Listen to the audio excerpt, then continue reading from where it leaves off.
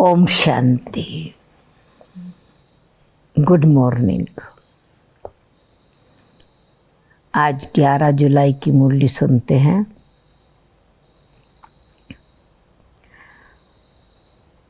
मुरली का main theme है मीठे बच्चे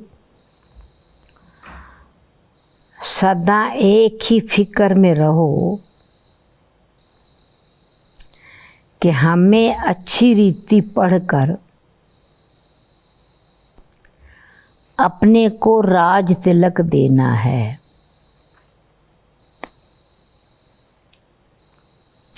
पढ़ाई से ही राजाई मिलती है। प्रश्न है बच्चों को किस उल्लास में रहना है।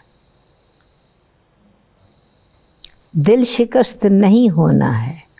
क्यों?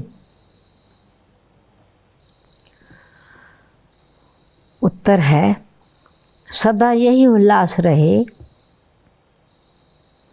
कि हमको इन लक्ष्मी नारायण जैसा बनना है। इसका पुरुषार्थ करना है। हमें ऐसा बनना है और पुरुषार्थ करना है। दिल शिकस्त कभी नहीं होना। क्यों? कि पढ़ाई बहुत सहज है। घर में रहते भी पढ़ सकते हो। इसकी कोई फीस नहीं है। लेकिन हिम्मत ज़रूर चाहिए। गीत है तुम ही हो माता पिता तुम ही हो। ओम शांति।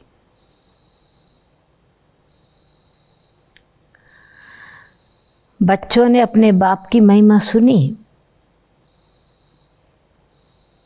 महिमा एक की ही है और कोई की महिमा गाई नहीं जा सकती।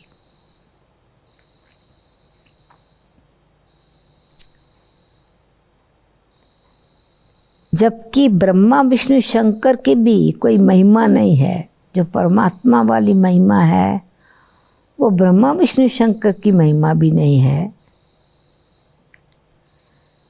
ब्रह्मा द्वारा स्थापना कराते हैं, कराने वाले की महिमा है। शंकर द्वारा विनाश कराते हैं। विष्णु द्वारा पालना कराते हैं। तो विष्णु शिव लक्ष्मी शिव नारायण का कंबाइंड रूप। तो लक्ष्मी नारायण को ऐसा लायक भी शिव बाबा ही बनाते हैं। उनकी महिमा है। तो उनके सिवाय फिर किसकी महिमा गाई जाए। इनको ऐसा बनाने वाला टीचर न हो, परमात्मा स्वयं टीचर न बने तो ये भी ऐसे नहीं बनेंगे। फिर महिमा है सूर्यवंशी घराने की जो राज्य करते हैं। और वो भी बेशक महिमा राज्य की है, परंतु बाप संगम पर न आए तो इन्हों को राजाई भी मिल न सके। इसलिए बनाने वाले की, पढ़ाने वाले की महिमा है। और तो किसकी महिमा है ही नहीं। फॉरेनर शादी की भी महिमा करने की दरकार नहीं है। महिमा है ही सिर्फ एक की, दूसरा ना कोई। ऊंच से ऊंच शिव बाबा ही है। उनसे ही ऊंच पद मिलता है। तो उनको अच्छी तरह से याद करना चाहिए ना।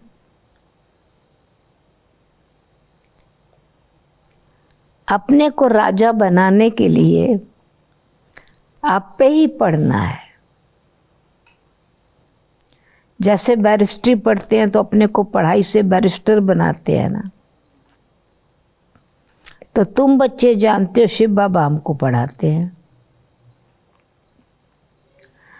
जो अच्छी रीति पढ़ेगा वही ऊंच पद पाएगा, नहीं पढ़ने वाले पद पा न सके। तो पढ़ने के लिए श्रीमत मिलती है, मूल बात है पावन बनने की, जिसके लिए ये पढ़ाई है। तुम जानते हो इस समय सब तमो प्रधान पतित हैं, अच्छे व बुरे मनुष्य तो होते ही हैं। पवित्र रहने वाले को अच्छा कहा जाता है, अच्छा पढ़कर बड़ा आदमी बनता है तो महिमा होती है, परंतु है तो सब पतित ना। वो पढ़ाई की महिमा है, पोजीशन की प्रेज है, परंतु आत्मा तो पतित है ना। तो पतित ही पतित की महिमा करते हैं। सतयुग में है पावन, वहाँ कोई किसी की महिमा नहीं करते, यानी कीर्तन भजन पूजा पाठ उनके लिए नहीं करते उनके नाम से। यहाँ पवित्र सन्यासी भी हैं और अपवित्र गृहस्थी भी हैं।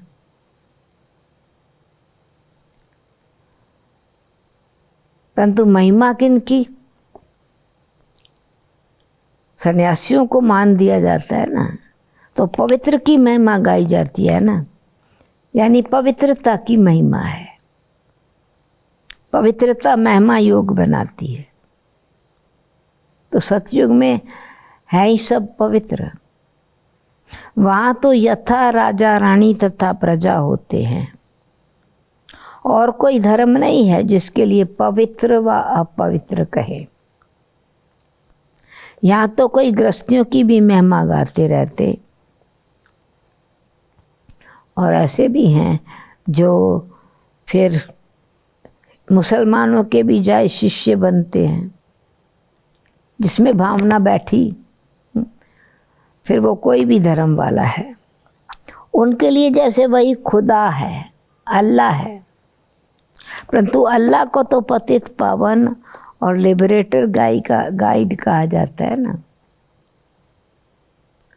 तो मनुष्य आत्माएं फिर मनुष्य आत्मा को खुदा समझें, अल्लाह समझें, परंतु वास्तव में लिबरेटर तो नहीं कहेंगे ना। अल्लाह को तो पतित पावन लिबरेटर और गाइड कहा जाता है। तो ये मनुष्य आत्माओं के फॉलोअर मनुष्य आत्माएं, उनको फिर खुदा कैसे कह सकते हैं?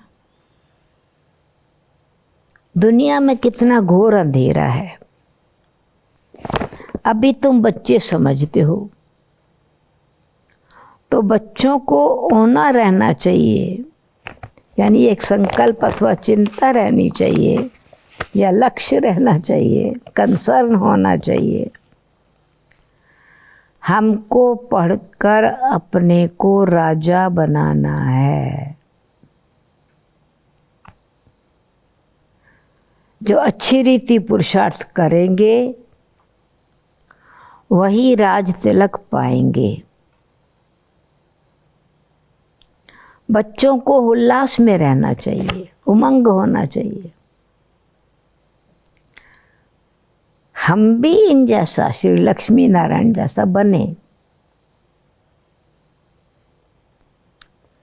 इसमें मूझने की दरकार नहीं है, कंफ्यूज होने की बात नहीं है। ये तो पुरुषार्थ करना चाहिए कि वो सर्वगुण संपन्न संपूर्ण निर्विकारी है, तो मनुष्य रूपी ना। हमको भी ऐसा बनना चाहिए। दिल शिकस्त नहीं होना चाहिए, डिसहार्टेंड नहीं होना चाहिए।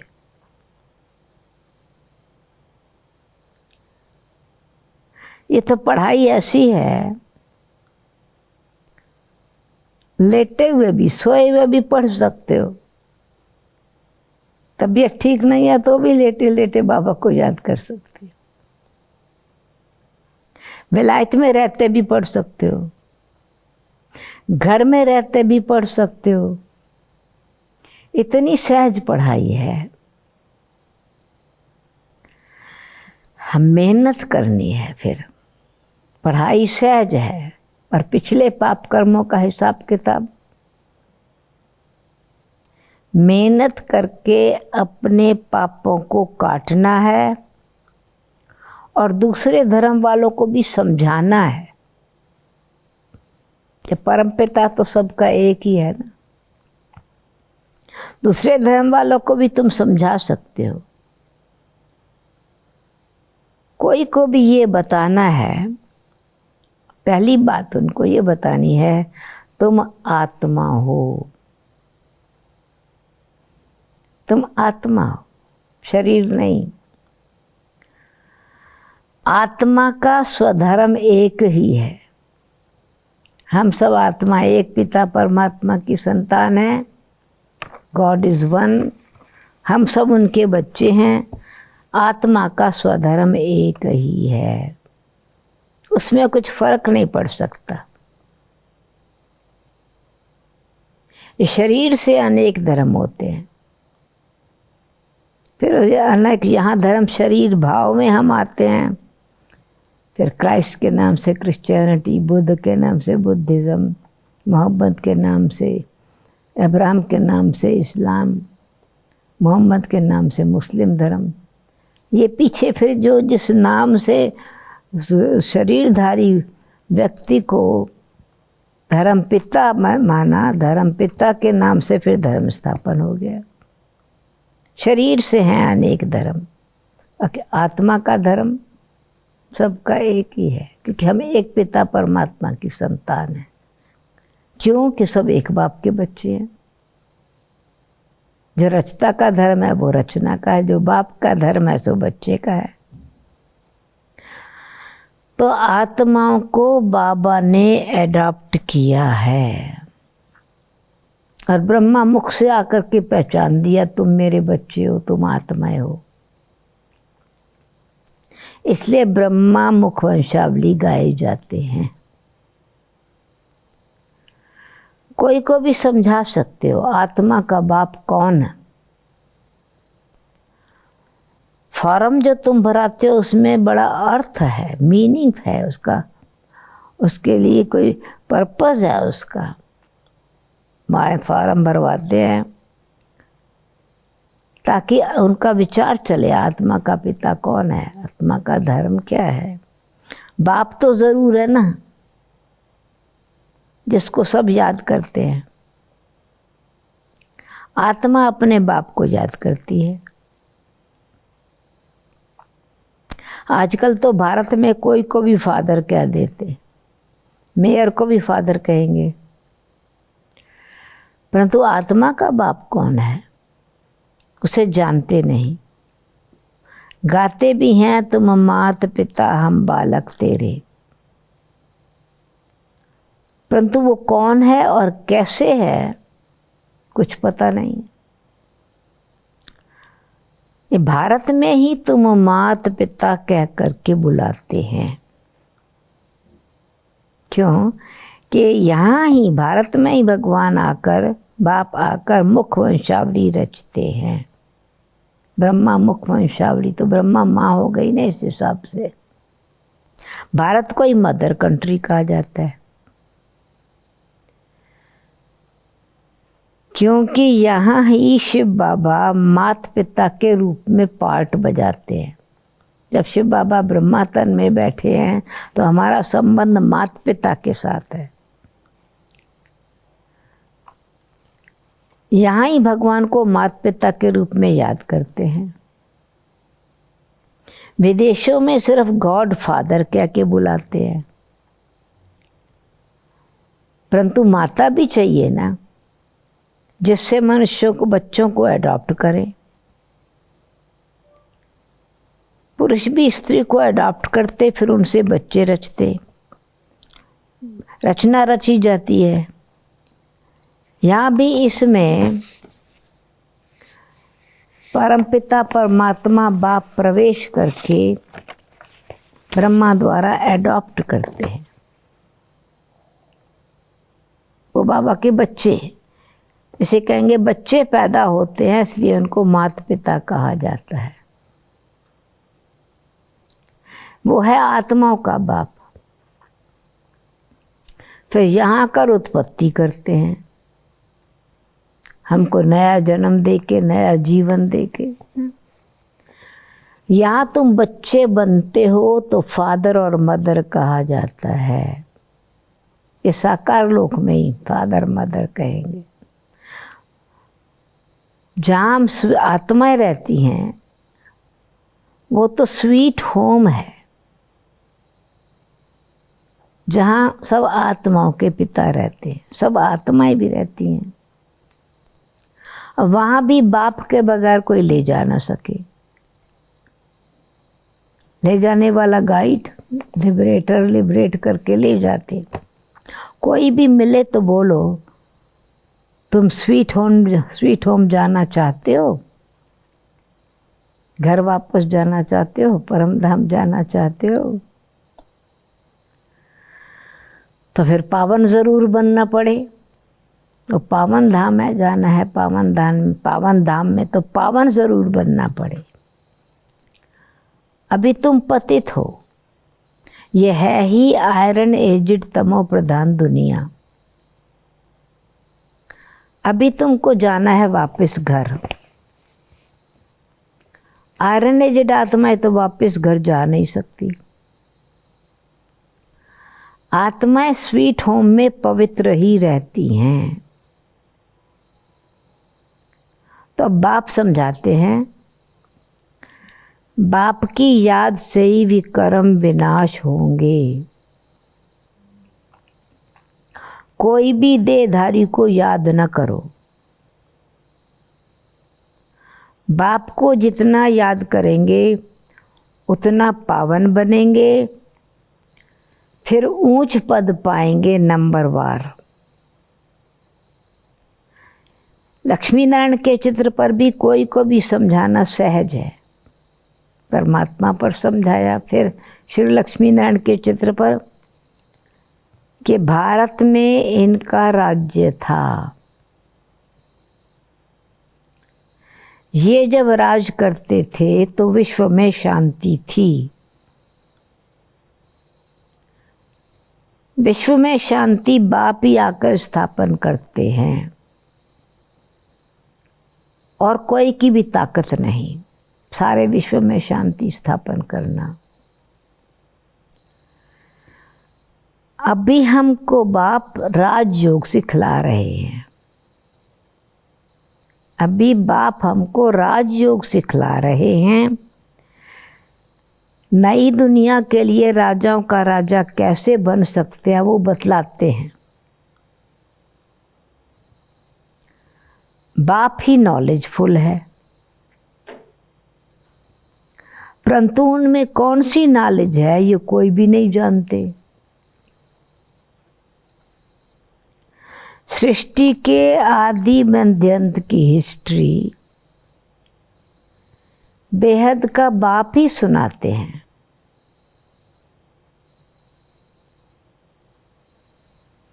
मनुष्य तो कभी कहेंगे परमात्मा सर्वव्यापी है, या कहते हैं सबके अंदर को जानने वाला है।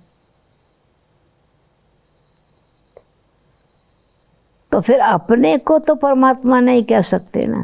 सर्वव्यापी है तो अपने अंदर है तो परमात्मा, फिर हमारे अंदर को जानता है तो हम ही खुद ही परमात्मा है। तो फिर कैसे परमात्मा और हम सर्वव्यापी हुआ अगर वो सबके अंदर को जानता है। जिसके अंदर है वो भी तो परमात्मा ही है ना। फिर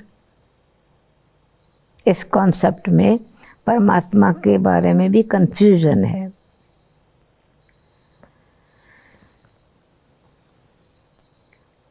ये सब बातें फिर बाप बैठ के समझाते हैं, क्लैरिफाई करते हैं। आत्माएं हैं हम सब, हम आत्माओं का पिता परमात्मा है। सबके शरीर में आत्मा है, आत्मा सो परमात्मा नहीं है। ये सब बातें बाप बैठ समझाते हैं। अच्छी रीति धारण करके और हर्षित होना है। खुशी मिलती है जब सारी सृष्टि का सत्य ज्ञान, आदि मध्य अंत का ज्ञान मिलता है।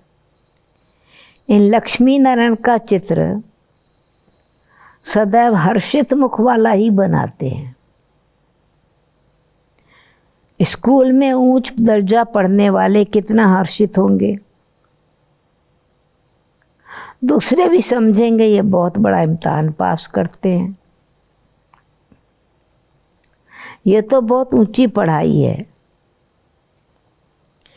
फी आदि की कोई बात नहीं, सिर्फ हिम्मत की बात है। ऐसा नहीं कि कोई पढ़ाई की फीस देनी पड़ती है, पे करना पड़ता है, नहीं। हाँ, अटेंशन तो देना पड़ेगा। कोई पूछते हैं कि क्या पेमेंट है, हम कहते हैं पे अटेंशन। अटेंशन तो देना पड़ेगा ना पढ़ाई पढ़ने पर। अपने को आत्मा समझ बाप को याद करना है। इसमें ही माया भी गंध डालती है। बाप कहते हैं पवित्र बनो, और बाप से प्रतिज्ञा करके फिर काला मुंह कर देते, फिर विकारी बन जाते। बहुत ज़बरदस्त माया है, फेल हो जाते हैं तो फिर उनका नाम नहीं गाया जा सकता। पतित की महिमा नहीं है, महिमा है फलाने फलाने शुरू से लेकर बहुत अच्छे चल रहे हैं, तो अप्रिशिएट करते हैं उनके लिए, उनकी महिमा गाते हैं। बाप कहते हैं अपने लिए आप पे ही पुरुषार्थ करके राजधानी स्थापन करनी है, पढ़ाई से ऊंच पद पाना है। यह है ही राजयोग, प्रजा योग नहीं है। परंतु प्रजा भी तो बनेंगे ना, उसके लिए भी तो राजयोग की पढ़ाई चाहिए। शक्ल और सर्विस से मालूम पड़ जाता है कि ये क्या बनने लायक हैं। घर में स्टूडेंट की चाल चलन से समझ जाते हैं ये फर्स्ट नंबर में या थर्ड नंबर में आएंगे। तो यहाँ भी ऐसे ही है।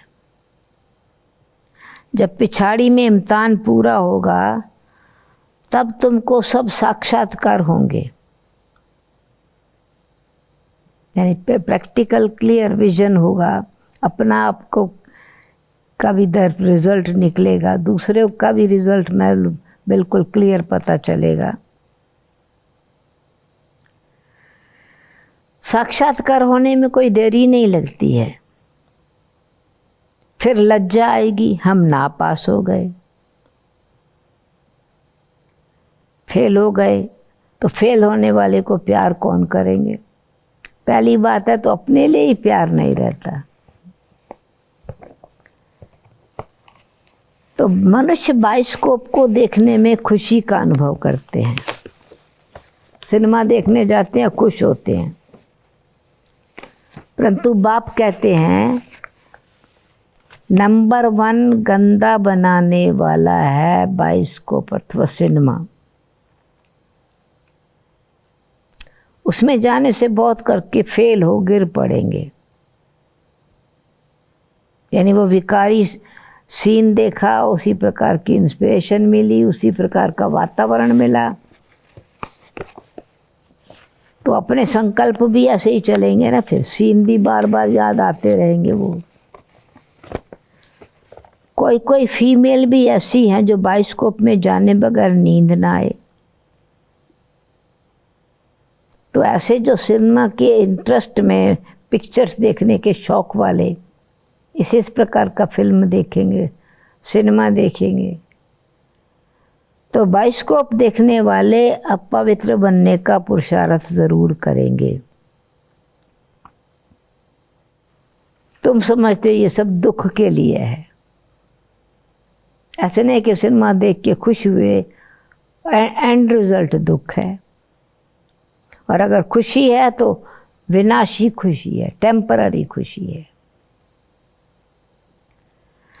अविनाशी खुशी अविनाशी बाप से ही मिलती है। तुम समझते हो हमको बाबा, हम बाबा जो हमको पढ़ा रहे हैं, तुम समझते हो बाबा हमको इन जैसा यानी श्री लक्ष्मी नारायण जैसा बनाते हैं।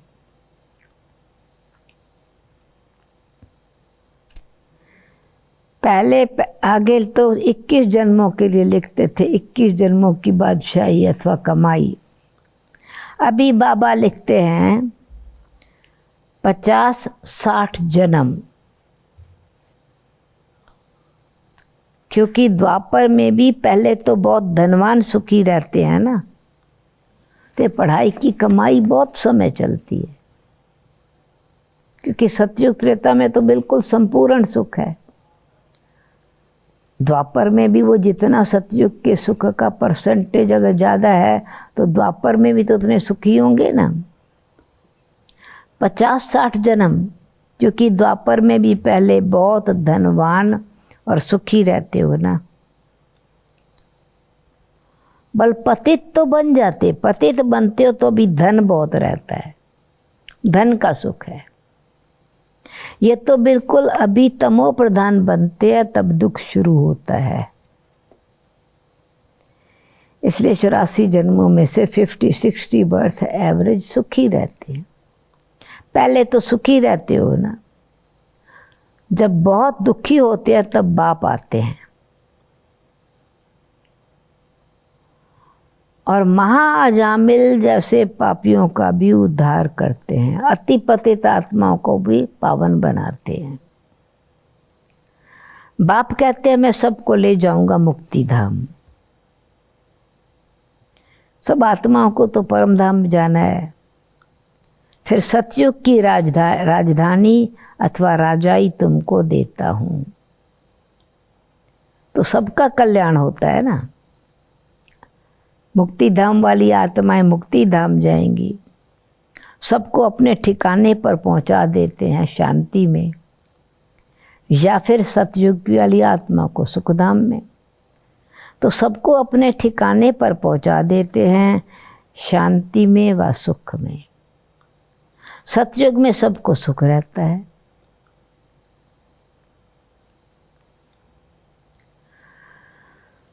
तो सतयुग में शांति भी है तो सुख भी है, शांति धाम में भी सुखी रहते हैं। कहते हैं विश्व में शांति हो, तो बाबा कहते हैं कि ये सतयुग में सुख भी है और शांति भी है। बोलो इन श्री लक्ष्मी नारायण का जब राज था तो विश्व में शांति थी ना, तो वो जैसे शांति धाम के भी मालिक और सुख धाम के भी मालिक। कहते हैं विश्व में शांति हो, तो सतयुग में दुख की तो बात ही नहीं हो सकती, ना वहाँ दुख है ना अशांति है। तो सतयुग ही है सुख शांति, पवित्रता सुख शांति की दुनिया। यहाँ तो घर घर में अशांति है, देश देश में अशांति है, सारे विश्व में ही अशांति है। कितने टुकड़े टुकड़े हो पड़े हैं, कितने फ्रैक्शन हैं, कितनी वैरायटी। 100 माइल पर भाषा भी अलग। कहते हैं 100 माइल दूर से एक्सेंट चेंज हो जाएगा, थोड़ी भाषा चेंज हो जाएगी। सब अब कहते हैं भारत की भाषा प्राचीन भाषा संस्कृत है। अब आदि सनातन धर्म का ही जब पता नहीं तो किसको भी फिर कैसे कहेंगे कि उनकी प्राचीन भाषा संस्कृत है। धर्म का ही पता नहीं है तो भाषा का कैसे पता। अब आदि सनातन धर्म का किसी को पता नहीं, फिर कैसे कहते हैं कि ये प्राचीन भाषा है। तुम बता सकते हो आदि सनातन देवी देवता धर्म कब था? तुम्हारे में भी नंबर वार हैं, कोई तो डल हेड भी होते हैं ना। देखने में आता है जैसे ये पत्थर बुद्धि है, अज्ञान काल में भी कहते हैं ना, हे भगवान इनकी बुद्धि का ताला खोलो। तो बाप तुम बच्चों को ज्ञान की रोशनी देते हैं जिससे ताला खुलता जाता है। फिर भी कोई कोई की बुद्धि खुलती नहीं है। कहते हैं बाबा आप बुद्धिवानों की बुद्धि हो, हमारे पति की बुद्धि का ताला खोलो। बाप कहते हैं इसलिए मैं थोड़े ही आया हूँ जो एक एक की बुद्धि का ताला बैठ खोलूं। फिर तो सबकी बुद्धि खुल जाए, सब महाराजा महारानी बन जाए। नहीं, बाबा पढ़ाई पढ़ाते हैं, विधि बताते हैं, पुरुषार्थ हमको करना है। तो बाबा ने एक मुरली में कहा था कि तुम इतनी योग युक्त रहो और उसी योग युक्त में बाबा की याद में भोजन बनाओ, योग युक्त घर का वातावरण बनाओ। फिर थोड़ा भी उस भाई को समझाएंगे, पति को समझाएंगे तो उनकी बुद्धि खुलती जाएगी। तो तुमको काम देता हूँ, पति की बुद्धि का ताला खोलो, चाबी तुमको दे देता हूँ। बाकी मैं एक एक का बुद्धि का ताला खोलूँ तो उनका भाग्य कैसे बने। और फिर दूसरी बात, उन आत्मा का वो पार्ट भी तो होना चाहिए ना। आत्मा के अंदर अपने सतयुग की आदि के संस्कार भी तो होने चाहिए। हम कैसे किसका सबका ताला खोलेंगे? उनको सतयुग में आना ही नहीं होगा तो हम ताला कैसे खोलेंगे? ड्रामानुसार समय पर ही उनकी बुद्धि खुलेगी, मैं कैसे खोलूँगा? ड्रामा के ऊपर है ना। सब फुल पास थोड़ी होते हैं, स्कूल में भी नंबरवार होते हैं। तो ये भी पढ़ाई है। राजधानी स्थापन हो रही है, प्रजा भी बनना है। कोई राजा बनेगा, कोई प्रजा बनेगा, कोई अलग अलग स्टेटस वाले बनेंगे। सबका ताला खुल जाए तो प्रजा कहाँ से आएगी? ये तो कायदा ही नहीं है। तुम बच्चों को पुरुषार्थ करना है। हर एक के पुरुषार्थ से जाना जाता है। जो अच्छी रीति पढ़ते हैं उनको जहाँ तहाँ बुलाया जाता है। बाबा जानते हैं कौन कौन अच्छी सर्विस करते हैं, कौन कौन अच्छी कर रहे हैं। बच्चों को अच्छी रीति पढ़ना है। अच्छी रीति पढ़ेंगे तो घर ले जाऊंगा, शांति धाम में साथ ले जाऊंगा, फिर स्वर्ग में भेज दूंगा। नहीं तो सजाएं बहुत कड़ी हैं, पद भी भ्रष्ट हो जाएगा। स्टूडेंट्स को तो टीचर का शो निकालना चाहिए ना। गोल्डन एज में पारस बुद्धि थे, अभी आयरन एजड हैं। तो गोल्डन एज बुद्धि कैसे हो सकती है? वो फिर बाबा गोल्डन बुद्धि बने कैसे, वो फिर समझाते हैं। विश्व में शांति थी तो एक राज्य था, एक धर्म था। अखबार में भी तुम डाल सकते हो, भारत में जब इनका राज्य था तो विश्व में शांति थी। आखिर समझेंगे ज़रूर। तुम बच्चों का नाम बाला होना है, तुम भी प्रसिद्ध हो जाएंगे इस राज्यों की पढ़ाई पढ़ के और पढ़ा के। उस पढ़ाई में कितने किताब आदि पढ़ते हैं, यहाँ तो कुछ नहीं। पढ़ाई बिल्कुल सहज है, ज्ञान बिल्कुल सहज है। बाकी याद में अच्छे अच्छे महारथी भी फेल हैं। याद का जौहर नहीं होगा तो ज्ञान तलवार चलेगी नहीं। वो ज्ञान का भी जो प्रभाव है वो इतना नहीं रहेगा। बहुत याद करें तब जौहर आए। तलवार जो है ज्ञान भी इफेक्टिव रहे अथवा तलवार की धार तेज हो जाए। बल बंधन भी है, फिर भी याद करते रहते तो बहुत फायदा है। कभी बाबा को देखा भी नहीं है, याद में ही प्राण छोड़ देते तो भी बहुत अच्छा पद पा सकते हैं। कोई बंधन वाली को चांस नहीं भी मिलता मधु बनाने का, और फिर प्यार में बाबा की याद में शरीर छोड़ते हैं तो भी स्टेटस मिलता है, क्योंकि याद बहुत करते हैं ना। बाप की याद में प्यार के आंसू बहाते हैं, वो आंसू मोती बन जाते हैं। बाबा कहते हैं वो मोती मेरे गले का हार बन जाते हैं, यानी बहुत प्यार से प्यार का रिटर्न देते हैं। अच्छा, मीठे मीठे सिक्की लद्दे बच्चों प्रति माता पिता बाप दादा का याद प्यार और गुड मॉर्निंग। रूहानी बाप की रूहानी बच्चों को नमस्ते। हम रूहानी बच्चों की रूहानी बाप दादा को याद प्यार, गुड मॉर्निंग और नमस्ते नमस्ते। अपने लिए स्वयं ही धारणा के लिए मुख्य सार, अपने लिए स्वयं ही पुरुषार्थ कर ऊंच पद पाना है। पढ़ाई से स्वयं को राज तिलक देना है।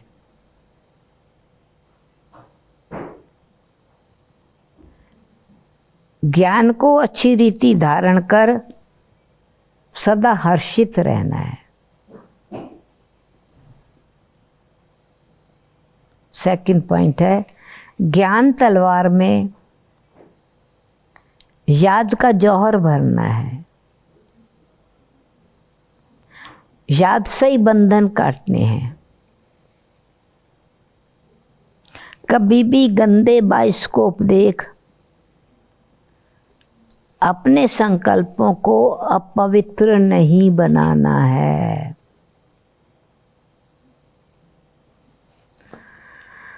वरदान, सदा एकांत और सिमरन में व्यस्त रहने वाले बेहद के वानप्रस्थी भव। सदा एकांत और सिमरन में व्यस्त रहने वाले बेहद के वानप्रस्थी भव। एक्सप्लेनेशन, वर्तमान समय के प्रमाण सब वानप्रस्थ अवस्था के समीप हो। अब तो घर जाने का समय है ना, तो वानप्रस्थी, वाणी से परे जाना है। वानप्रस्थी कभी गुड्डियों का खेल नहीं करते हैं, वो सदा एकांत और सिमरन में रहते हैं। आप सब बेहद के वानप्रस्थी सदा एक के अंत में, एक की गहराई में, एक की याद की गहराई में, एक के ही अंत में अर्थात निरंतर एकांत में रहो। साथ साथ एक का सिमरन करते हुए स्मृति स्वरूप बनो। सभी बच्चों प्रति बाप दादा की यही शुभ आश है कि अब बाप और बच्चे समान हो जाएं। सदा याद में समाये रहें। समान बनना ही समाना है। यही वानप्रस्थ स्थिति की निशानी है। बाबा की याद में समाये रहें, शांत एकांत, सदा याद में समाये रहें। समान बनना ही समाना है, यही वानप्रस्थ स्थिति की निशानी है। स्लोगन, आप हिम्मत का एक कदम बढ़ाओ, तो बाप मदद के 1000 कदम बढ़ाएंगे। आप हिम्मत का एक कदम बढ़ाओ तो बाप मदद के 1000 कदम बढ़ाएंगे।